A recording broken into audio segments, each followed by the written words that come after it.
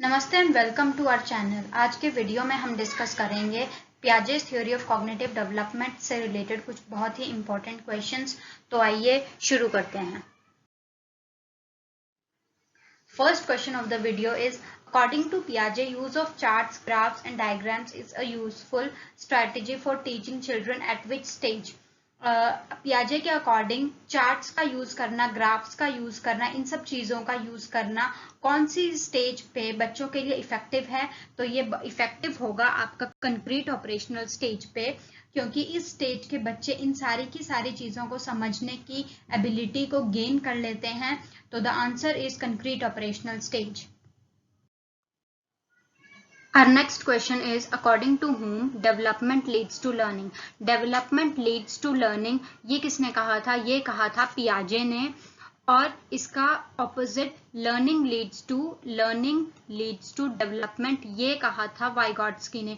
तो always remember, development से होगी लर्निंग ये कहते थे पियाजे, और लर्निंग से होगी डेवलपमेंट ये कहा था वाइगॉट्स्की ने। Moving on to next question which is object permanence occurs in which of the following stages? Object permanence बच्चों को तब होती है जब वो अराउंड 8 मंथ्स का होता है, और इस उम्र में 8 या 9 महीने का जब बच्चा होता है तब वो सेंसरी मोटर स्टेज में होता है। सो the answer is sensory motor stage. Now fourth question of the video is which educational level in India corresponds to Piaget's formal operational stage of development? Formal operational stage of development Piaget की India के कौन से level में आती है, कौन से educational level में आती है? वो आती है secondary and senior secondary level में। Do not confuse it with college education level, क्योंकि जो पियाजे की फोर्थ स्टेज है द फॉर्मल ऑपरेशनल स्टेज, ये स्टार्ट होती है 12 ईयर्स पे, जब बच्चा सेकेंडरी या फिर सीनियर सेकेंडरी लेवल में एंटर करने वाला होता है।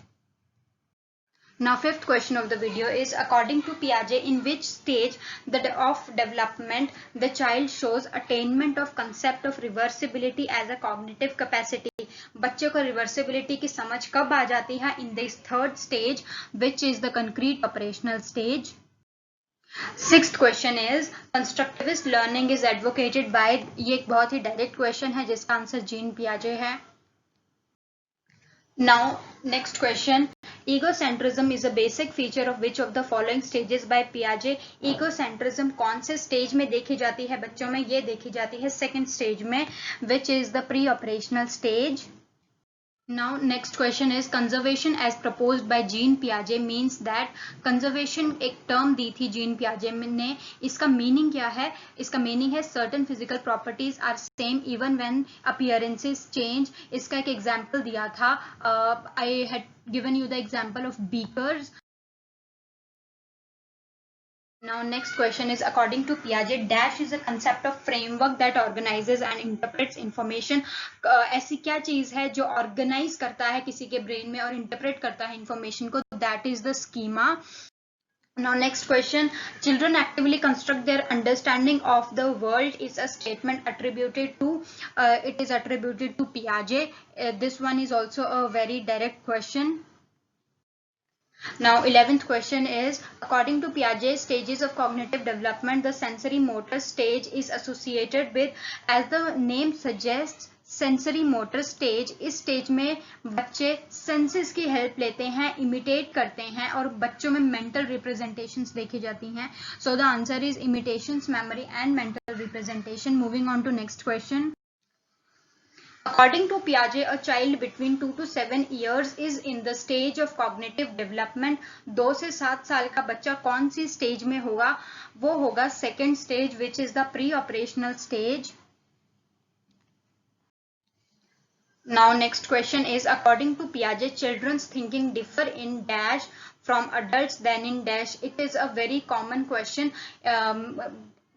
पियाजे के अकॉर्डिंग बच्चों की थिंकिंग का तरीका, किस तरह से बच्चे सोचते हैं उसका तरीका अलग होता है। We can not compare the mind of a child in terms of amount, but सोचने का तरीका is different. So the answer is kind and amount. Next question is Jean पियाजे was a, this is also a very direct question। So Jean Piaget was a child psychologist। Next question is, a schema is a dash. It is a category of knowledge that allows us to interpret and understand the world. Moving on to next question. Incorporating new information into your existing ideas is a process known as, ये मैंने आपको बताया था existing schema से related क्या चीज होती है, that is assimilation. So the answer to this question is assimilation. Moving on to next question, which is, two containers hold the same amount, but Ria thinks that the taller glass holds more. This is known as conservation. ये ऐसी property को हम conservation बोलते हैं जिसमें water का amount या फिर किसी लिक्विड का अमाउंट सेम है, बट वो अलग अलग कंटेनर्स में है, तो बच्चे को लगेगा जो नैरो वाला कंटेनर है जिसका लेवल ज्यादा है उसमें amount of water is more. Now next question is, in which stage will a child learn the concept of conservation? कौन सी स्टेज में बच्चा कंजर्वेशन के बारे में सीख जाएगा? वो सीखेगा कंक्रीट ऑपरेशनल स्टेज में, which is the third stage according to Piaget. Now next question is, Ria understands her world primarily by grasping and sucking easily available objects. She is clearly in Piaget's which stage? वो है in the first stage given by Piaget, which is the sensory motor stage. क्योंकि इस stage में she is grasping and sucking objects. वो अपनी senses के through objects को feel करने की कोशिश कर रही है, उनके बारे में जानने की कोशिश कर रही है. सो the answer is sensory motor stage. Now next question, problem solving and dash are developed during the formal operational stage. Formal operational stage में किसी की reasoning develop होती है. So the answer to this question is reasoning. Now last question of the video is, dash is adjusting what already known to fit the new information. This is known as accommodation. Accommodation is adjusting what is already known to fit the new information. It is the fitting of new information. इसमें कोई जबरदस्ती नहीं होती, ये नई information को grasp करके उसको अपने स्कीमा में एडजस्ट करना होता है, उसको फिट करना होता है. तो this is known as accommodation. अगर आपको ये वीडियो पसंद आई हो तो please like, share and subscribe to my channel and press the bell icon. Thank you for watching the video.